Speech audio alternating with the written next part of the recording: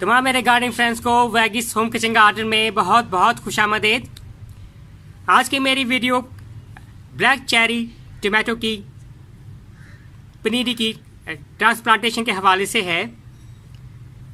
जैसा कि आपको ये ब्लैक चेरी टमाटो के जौन सा है इस वक्त बिल्कुल हेल्थी और फ्रेश जौन सा है सीडलिंग जौन सा है आपको नज़र आ रही होगी। इस वक्त 2 से 3 लीव्स ऊपर से निकल आए हुए हैं ये ब्लैक चेरी टमाटो की पनीरी से,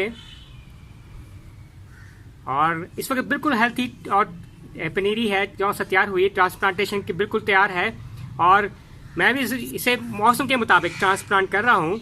आजकल जैसे इस टेबल में इंस्ट्रक्शंस दी गई थी कि दिन का टेम्परेचर आजकल लाहौर में 27 सेंटीग्रेड है और रात का 13 सेंटीग्रेड है, और इस इंस्ट्रक्शंस के मुताबिक मैंने सीड जर्मिनेट किए, तमाम के तमाम सीड जर्मिनेट हुए, और इसके मुताबिक मैं अपनी जो ब्लैक चेरी टमाटोज की पनीरी को ट्रांसप्लांट कर रहा हूँ।